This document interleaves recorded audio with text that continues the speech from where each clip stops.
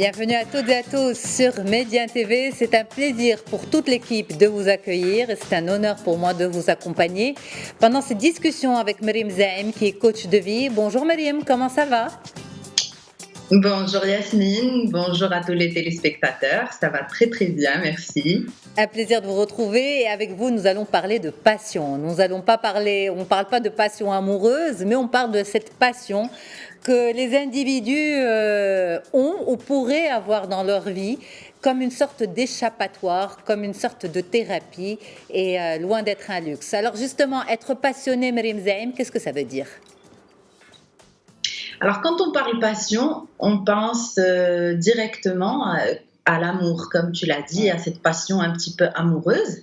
Mais là, c'est un amour différent. Enfin, c'est de l'amour, mais au lieu que ce soit envers une personne, ça devient envers une vie ou envers une activité ou envers un hobby ou envers mon travail ou envers toute ma vie. Moi, j'aime bien l'idée de chercher une passion de vie, de chercher une vie passionnante, de développer un amour passionné pour sa propre vie.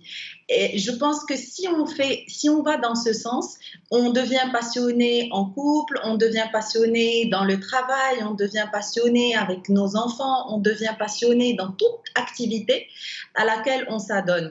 Donc, l'idée, c'est d'apprendre à aimer ce qu'on fait, à aimer notre vie, à aimer ce qui compose cette vie et tout ce qu'on vit, tout ce qu'on a comme expérience dans cette vie. Et affronter la vie avec passion. Je pense que pour moi, ça serait le but ultime ou le summum de la réussite, c'est d'avoir une vie passionnante pour chacun d'entre nous. Donc justement, une passion, ce n'est pas un luxe, c'est pas un plus, c'est un ciment. Non, pas du tout. Pas du tout. Oui, c'est un ciment, c'est un moteur de motivation. Alors, on parle beaucoup de motivation. Beaucoup de gens viennent me voir pour me dire j'ai envie d'être motivée dans ma vie professionnelle ou dans ma vie personnelle. On ne peut pas être motivé par quelque chose qu'on n'aime pas. Si je suis dans quelque chose où je relève que le négatif, où je ne relève que les points qui manquent ou que les éléments qui manquent, je ne vois pas tout le positif que j'ai, c'est difficile d'être motivé. On est motivé par cette passion, par cet amour envers ce qu'on fait. C'est ça la vraie motivation. Donc, plus on va cultiver cet amour envers tout ce qu'on fait, envers notre vie, envers les êtres qui participent et qui partagent notre vie, envers toute activité qu'on fait, plus on va trouver cette motivation, cet équilibre, ce boost extraordinaire pour faire tout ce qu'on a envie de faire. Alors, lorsqu'on rencontre sa passion, est-ce que c'est une rencontre fortuite, par hasard, ou bien c'est une construction? Alors, comme toujours, je vais parler encore et toujours de conscience. Pour moi, c'est d'abord, on prend conscience des choses. Alors, pour aller vers cette passion, je vais dire, il va falloir un petit peu descendre 2 degrés. Alors, pour les personnes qui connaissent un petit peu tout ce qui est le monde énergétique, le monde des chakras, on va descendre de notre tête un premier étage, deuxième étage, et on va aller s'adresser au chakra du cœur, on va aller se positionner sur le cœur. Généralement, je vais dire, j'ai pas de chiffre exact, mais je vais le dire un petit peu fortuitement, je vais dire 90 ou 99% des personnes vivent beaucoup plus dans leur tête que dans leur cœur. On réagit le plus souvent, le plus clair de notre temps, on réagit et on prend des décisions juste avec notre tête. Et on oublie que le cœur est beaucoup plus intelligent et beaucoup plus outillé, beaucoup plus intuitif que notre cerveau. Donc, le fait de descendre, de sentir les choses, de sentir comment ça vibre au niveau de mon cœur, de sentir les choses avec le cœur et pas de les raisonner avec la tête, ça va nous apporter ce rapport à l'amour de ce qu'on fait, de sentir, alors je suis avec une personne, au lieu de le réfléchir, de le raisonner avec ma tête, ben, l'idée c'est de le ressentir avec mon cœur. Dans mon travail aussi, je raisonne avec mon cœur, je vois ce que mon cœur me donne comme vibration, ce qu'il est en train de m'envoyer comme signaux. Et je me concentre beaucoup plus sur ce point-là du cœur, de cette vibration. Alors là, tu vas me dire, ouais, mais c'est difficile peut-être pour tout le monde, ou bien on n'a pas tous le luxe d'aimer ce qu'on fait, comment on va aimer ce qu'on fait, parce que j'anticipe, je te vois venir, Yasmine. Ce que je voulais dire, en fait, Myriam, que je voulais dire, c'est que finalement, chacun sa passion. Par exemple, vous allez avoir une personne qui a une passion pour la cuisine, une autre, une passion pour le jardinage, une autre, une passion pour sa vie professionnelle. Comment ces personnes ont-elles découvert cette passion? Comment on découvre ça? Et est-ce qu'on est tous, d'une manière ou d'une autre, passionnés sans le savoir? Je pense qu'on est, alors, à la naissance, qu'on est tous passionnés. Et d'ailleurs, si on observe nos enfants, même si on n'a pas d'enfants, si on observe les enfants sont des êtres hyper passionnés par tout ce qu'ils font. Qu'est-ce qui fait qu'ils soient aussi passionnés? C'est que de un, ils vivent le moment présent. Ils ne vivent pas le futur, ils ne raisonnent pas sur un long terme. Ils sont en train, à chaque action qu'ils font, chaque activité qu'ils vivent, ils la vivent pleinement au moment présent. Alors nous, oui, aujourd'hui, on se dit, oui, je suis passionnée par ce domaine-là ou ce domaine-là de ma vie. Mais moi, l'idée, c'est de dire qu'on peut être passionné par sa vie dans sa globalité, dans tous les aspects, dans tous les domaines de ma vie, je peux trouver ma passion. Et ça se développe, ça s'acquiert, ça s'apprend et on commence à développer. Pourquoi? Parce que cette passion, c'est une vibration. Et plus je vais vibrer à cette vibration ou à cette fréquence d'amour dans tout ce que je fais dans ma vie, plus je vais augmenter mes vibrations d'amour, plus je vais attirer à ma vie des choses que moi je vais aimer et qui vont matcher avec cette vibration-là et avec cette fréquence-là. Parce que moi, quand je parle de passion, en fait, je vois ça comme l'échappatoire, comme ce qui adoucit cette vie, ce qui fait que les autres choses passent plus facilement. Je m'explique. Bon, quand on a la chance d'être passionné par son travail, c'est super. Mais vous avez des gens qui font un job parce que c'est un job alimentaire, ok? Et donc, ou bien un job stressant, même s'ils aiment ce qu'ils font et que c'était par choix, mais c'est un job stressant. Mais à côté, ils ont la possibilité de se soulager dans une activité. Ça peut être une activité physique, sportive, ça peut être manuel, ça peut être un livre. C'est là où ils trouvent vraiment, où ils respirent, où c'est leur passion, c'est leur échappatoire. Moi, c'est comme ça que je vois la chose. Vous avez envie qu'on arrive à ce stade ultime et bien beau, où finalement on embrasse tout, on est épanoui à travers cette passion. Est-ce que c'est possible, Myriam, ou est-ce qu'il faut y aller étape par étape? Il faut d'abord découvrir ce qu'est la passion, avoir le goût de la passion, être passionné par quelque chose pour pouvoir ensuite la généraliser? Ça serait un chemin. En fait, il y a plusieurs manières de faire les choses. Ça dépendra de chaque personne. Je suis tout à fait d'accord avec toi sur l'approche de dire j'ai une activité, j'ai une échappatoire où je me ressource, où je vais une fois par semaine, 2 ou 3 fois par semaine, je recharge mes piles parce que ma vie n'est pas forcément ce que j'aimerais qu'elle soit.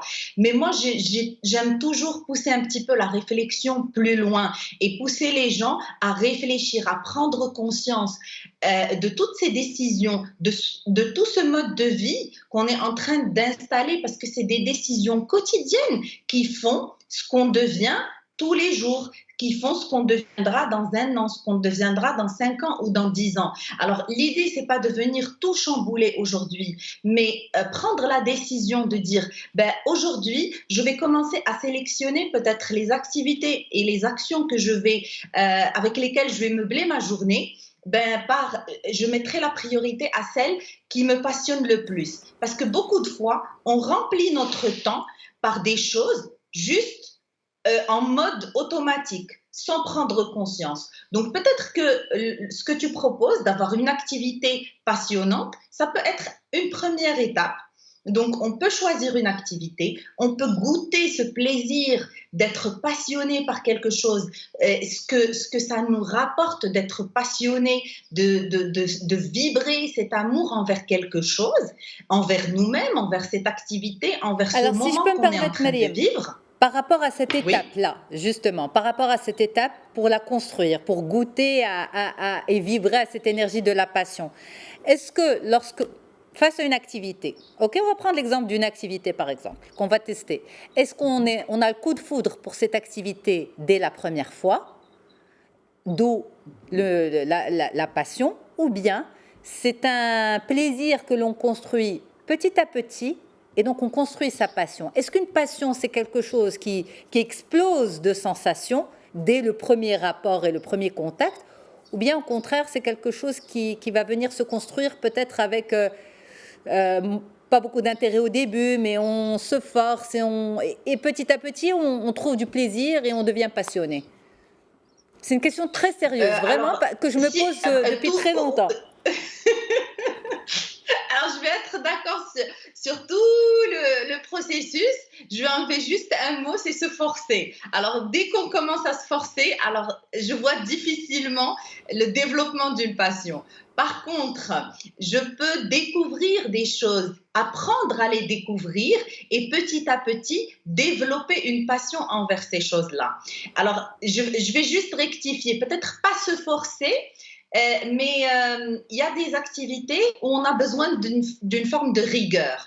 Alors peut-être que le fait de se forcer, ce serait se forcer à cette rigueur-là, ou à cette discipline-là, ou à cette continuité que demande cette activité.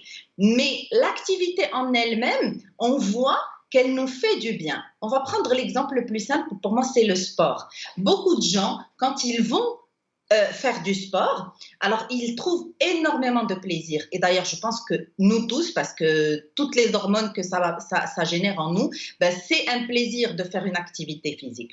Seulement, on ne se rend compte que l'activité physique n'est plaisante qu'au bout d'une heure de souffrance peut-être, qu'au bout d'une heure ou une heure et demie d'activité. Donc pour beaucoup de gens, le fait de vivre cette heure d'effort, ça peut être quelque chose d'un peu répulsif. Donc, ils ne vont pas vers cette activité. Mais au fur et à mesure qu'on va installer une routine, qu'on va se forcer, alors pour utiliser toujours le même mot, qu'on va se forcer à respecter cet engagement envers nous-mêmes, ben peut-être que, sûrement, au bout de 3 mois, de 4 mois ou de 5 mois, à le faire comme une obligation, ben, ça va devenir tellement plaisant. On va aller à la recherche de ce plaisir, de cette passion qui va se créer à la fin, ou de cette sensation tellement plaisante qui va se créer à la fin, qu'on va développer une vraie passion envers cette activité-là, qui a peut-être été un peu difficile à installer au début. Et comme ça, ben, ça peut être beaucoup de choses. Mais c'est aussi une forme de perception. On a parlé de travail. Il y a beaucoup de gens qui vont vers leur travail juste pour le maintenir, comme tu as dit, pour des raisons financières et tout. Mais moi, je dis que dans toute activité qu'on fait, il y a bien quelque chose d'agréable, il y a bien quelque chose de plaisant dans ce travail qu'on fait. Quel que soit le travail, si on arrive à trouver une raison valable pour nous, à part le côté financier, et même le côté financier peut être une motivation, mais je dirais quelque chose de plus profond, je ne sais pas, un bien-être social qu'on est en train de faire, c'est un travail qui est nécessaire pour développer un volet de la vie de quelqu'un d'autre, enfin, ça peut être différentes raisons, mais si je trouve une raison de plus que ce salaire que je perçois à la fin du mois pour booster ma motivation, pour que j'apprenne à aimer ce que je fais, je vais apprendre petit à petit à l'aimer. Et plus je vais l'aimer, plus je vais donner le meilleur de moi-même dans cette activité, plus je vais être fière de ce que je suis en train de faire, plus je vais aimer cette activité qui fait que je m'aime et que je m'auto-estime. Donc, au fait, c'est un cercle vertueux. On rentre, peut-être qu'on se force un petit peu au début, mais au fur et à mesure qu'on va développer cet amour, qu'on va se focaliser sur tout ce qui nous plaît dans chaque activité, qu'on va se focaliser sur ce côté de l'amour, cette vibration d'amour, plus on va aller on va le ressentir et plus on va attirer de l'amour, et on va attirer d'autres possibilités, on va s'ouvrir d'autres portes qui vont être beaucoup plus plaisantes par la suite. Donc vous faites référence à la loi de l'attraction là? Oui. Oui. Alors, brièvement, ça veut dire quoi? Ça veut dire quand on ressent du positif, on attire du positif, et quand on ressent du négatif, on attire le négatif. Tout à fait. Alors, ça veut dire, je fais une activité, alors je reste sur le travail par exemple. Mon travail ne me plaît pas, je vais tous les matins, je suis frustrée comme pas possible. La seule raison qui fasse que je reste, c'est ce salaire à la fin du mois parce que j'ai des factures et j'ai des charges à payer.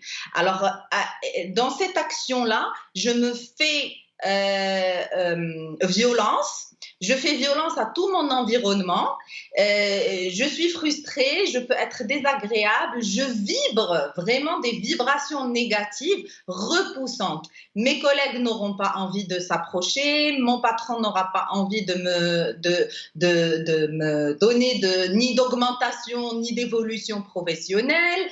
Au fait, je vais attirer vers moi tout ce qui est négatif et tout ce qui va être limitant. Alors que si je me dis, OK, aujourd'hui je fais un travail, peut-être ce n'est pas mon travail de rêve, ce n'est pas le wow, mais c'est une activité qui me permet effectivement et positivement de payer mes factures, d'avoir une vie, d'avoir un toit, d'avoir de la nourriture sur la table. Ça me permet de sortir et faire des activités que j'aime le week-end. Et puis, je vais l'utiliser comme levier pour apprendre. Peut-être que je vais prendre un peu de cet argent pour apprendre d'autres choses qui me plaisent, pour évoluer professionnellement. Je vais être beaucoup plus agréable. Je vais me dire, OK, je vais passer 2 ans ou 3 ans ou 5 ans dans ce travail, mais je vais le faire du mieux que je peux, de la manière la plus agréable pour moi et pour tout l'environnement, que ce soit professionnel ou familial, parce que généralement, les personnes qui font des activités qu'ils n'aiment pas, ben c'est frustrant pour eux et c'est frustrant pour leur famille parce que c'est désagréable pour toutes les personnes qui les entourent. On irradie cette vibration négative.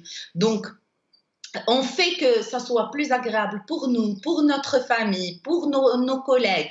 Et puis, même ces supérieurs, peut-être qu'ils vont voir en moi un potentiel pour aller me déplacer d'un poste à un autre. Pourquoi? Parce que j'arrive à faire un travail qui forcément n'est pas le mien ou que je n'apprécie pas particulièrement, mais que je le fais, que je le réussis bien. Et ça, c'est une compétence qui n'est pas donnée à tout le monde. Donc, au fur et à mesure, j'attire énergétiquement des choses positives à ma vie. Et au fur et à mesure, j'ouvre des portes, j'ouvre des possibilités. Rien qu'en vibrant positivement et qu'en faisant des choses positives. Parce que moi, cette loi de l'attraction, je la divise en deux. Il y a ce côté énergétique et il y a ce côté logique aussi des choses. Que quand je suis positive, les gens ont envie de partager avec moi. J'ai envie d'être avec les autres. Je suis plus ouverte. Donc, si je suis plus ouverte, ben, je m'ouvre plus de possibilités. Je suis plus agréable et je m'ouvre des portes.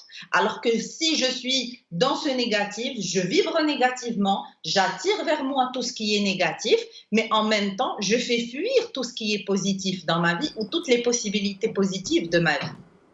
En tout cas, soyons positifs et devenons passionnés et apparemment, c'est ça la clé du bonheur. Merci infiniment d'avoir été avec nous pour toutes ces explications rationnelles au final. Mariam Zaïm, vous êtes coach de vie, c'est un plaisir d'échanger avec vous. Ceux qui viennent de nous rejoindre et qui souhaitent revoir cet entretien dans son intégralité, disponible sur notre site mediantv.com. À très très vite pour un nouvel épisode.